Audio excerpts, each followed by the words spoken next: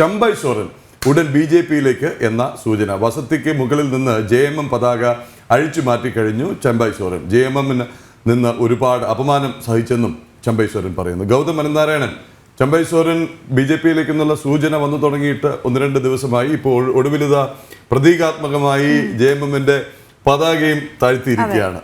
എന്താണ് ഇപ്പോൾ ഏറ്റവും ഒടുവിലത്തെ വിവരം? പ്രദീപിള്ള, ചമ്പൈ സോറൻ ഇടഞ്ഞു തന്നെ നിൽക്കുന്നുവെന്നാണ് മനസ്സിലാക്കാൻ സാധിക്കുന്നത്. അനുനയിപ്പിക്കുവാനുള്ള ശ്രമമൊക്കെ JMMൽ നടക്കുന്നുണ്ട്. പക്ഷേ ഇദ്ദേഹം കഴിഞ്ഞ ദിവസം ചില പ്രതികരണം നടത്തിയിരുന്നു. താൻ അപമാനം അതിൻ്റെ ഏറ്റവും ഉന്നത തലത്തിൽ സഹിച്ചു കഴിഞ്ഞിരിക്കുന്നു. വലിയ തോതിലുള്ള അപമാനമാണ് കഴിഞ്ഞ കുറേ നാളുകളായി തനിക്ക് JMMനകത്ത് നേരിടേണ്ടി വന്നത് എന്ന വിമർശനം ഇന്നലെ സ്വന്തം പാർട്ടിക്ക് നേരെ ചമ്പൈ സോറൻ ഉന്നയിച്ചു.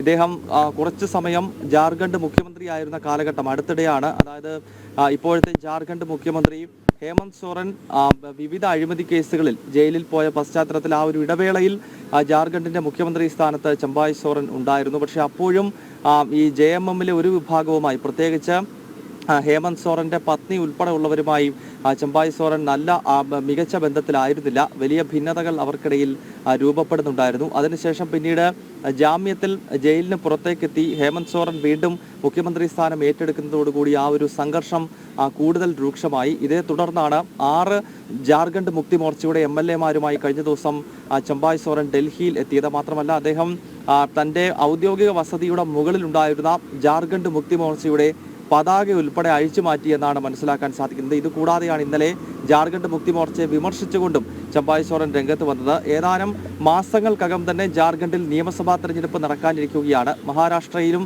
ജാർഖണ്ഡിലുമാണ് ഇനിയും കേന്ദ്ര തെരഞ്ഞെടുപ്പ് കമ്മീഷൻ നിയമസഭാ തെരഞ്ഞെടുപ്പ് പ്രഖ്യാപിക്കാൻ പോകുന്നത്. അങ്ങനെ തെരഞ്ഞെടുപ്പ് വളരെ അടുത്ത് നിൽക്കുന്ന ഘട്ടത്തിലാണ് ചമ്പൈ സോറൻ ഇപ്പോൾ സ്വന്തം പാർട്ടിയെ വെട്ടിലാക്കിക്കൊണ്ട് ഇത്തരമൊരു നീക്കം നടത്തുന്നത്. ഇദ്ദേഹം BJP ക്യാമ്പുമായി അടുക്കുന്നു എന്നത് സംബന്ധിച്ചുള്ള സൂചന ലഭിക്കുന്നുണ്ട്. ചമ്പൈ സോറൻ നേരിട്ട് അത്തരം പ്രതികരണം നടത്തുന്നില്ല എങ്കിൽ പോലും BJPയിലേക്ക് ഇദ്ദേഹം എത്തും എന്നാണ് നമുക്ക് മനസ്സിലാക്കാൻ സാധിക്കുന്നത്. കാരണം ഡൽഹിയിലേക്കുള്ള യാത്രയ്ക്ക് മധ്യേ കൊൽക്കത്തയിൽ വിമാനമിറങ്ങിയ ചമ്പൈ സോറൻ പശ്ചിമ ബംഗാളിലെ പ്രതിപക്ഷ നേതാവും BJP നേതാവുമായ സുവേന്ദു അധികാരിയുമായി കൂടിക്കാഴ്ച നടത്തിയിരുന്നു. ചില നിർണായകമായ ചർച്ചകൾ പശ്ചിമ ബംഗാളിലെ കൊൽക്കത്തയിൽ അന്ന് നടന്നുവെന്നാണ് മനസ്സിലാക്കാൻ സാധിക്കുന്നത്. അതിനുശേഷമാണ് ഈ 6 JMM MLA-മാരുമായി ചമ്പൈ സോറൻ ഡൽഹിയിലേക്കും എത്തിയത്. ശരി, ഗൗതം ആണ് ഈ ഏറ്റവും പുതിയ വിവരങ്ങൾ നൽകിയത്. ചമ്പൈ സോറൻ തുറന്നു പറഞ്ഞിട്ടില്ല, പരസ്യ പ്രസ്താവന നടത്തിയിട്ടില്ല. പക്ഷെ പ്രതീകാത്മകമായ ഒരു സന്ദേശം നൽകി. സ്വന്തം വീട്ടിന് മുകളിലുള്ള JMMന്റെ പതാക അഴിച്ചു മാറ്റിയിരിക്കുകയാണ്. അതും തെരഞ്ഞെടുപ്പ് അടുത്തൊരു നിർണായക ഘട്ടത്തിൽ.